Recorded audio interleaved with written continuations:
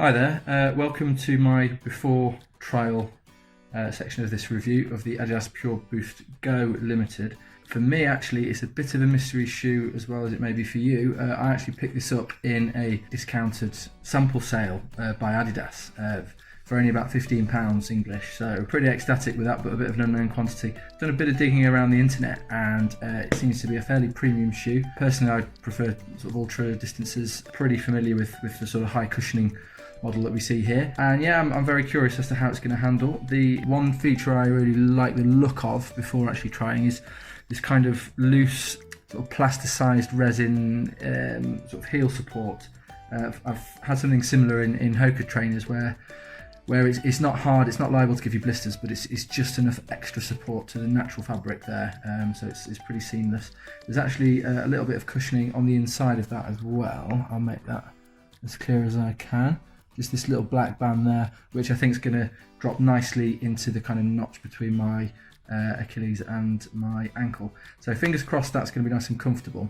One thing that does strike me though is this fly knit, or seemingly fly knit upper. I know that's the Nike equivalent, but it's a bit stiffer than other similar products that I've seen. I'm expecting it to feel pretty seamless and comfortable on and be pretty supportive and sock-like. However, there's not too much give in it. It's more of like a kind of a rugged tarp type thing. So whether that adds to durability, I don't know, or whether that kind of detracts a bit of comfort, again, I'm not quite sure. It feels pretty natural, this shoe, to look at. There's very lightweight upper, there's not too much by way of support there. Potentially aware that the tongue itself is very thin, that's just the same material as the rest of the shoe. So I don't know whether we're going to get any issues of chafing or similar there as well. The eye loops are kind of staggered like that, if you see.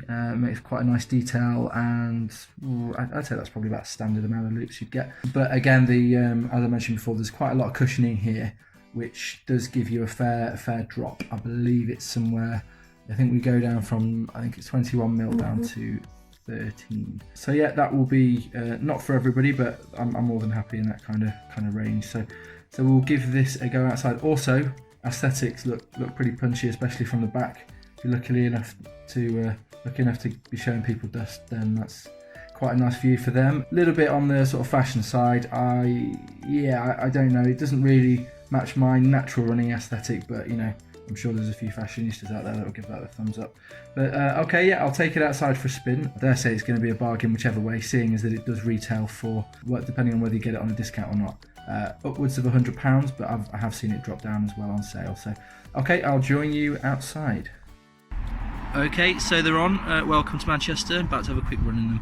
As you can see by the movement of my toes against the kind of lines of the upper material, there is still a hell of a lot of movement, which is fantastic. There's a lot of freedom in there, but as you can see on the inside of the instep as well, that's also got the similar kind of resin mesh as the heel does, which is, I'm hoping, going to be quite nice to give us that support as well. So it's a bit of a split personality in that it's nice and neutral and earth loving, but at the same time it's got a huge amount of rubber on the bottom. So one thought before I get going is, I guess running's a very niche thing, and that's the reason why there's so many shoes in the world. But yeah, if you feel that you need that extra bit of movement to stop chafing, blisters and all that, but you're actually not that bothered about the full minimal tree hugging experience, then this might be the shoe for you. But yeah, I'll get going. The heel feels really snug and secure. I know that as part of the Pure Boost there is a heel stabilisation system in there, which is really doing the job well. Front foot feels very free to move. Also, in the product description it mentions the sort of urban design of it, so that you're kind of ready to go up and down curbs, or maybe even route damage to the pavement like I'm going over now. That's all feeling absolutely fantastic. The sole wraps nicely around that, and you cushion throughout without too much stiffness or rivetedness to trip.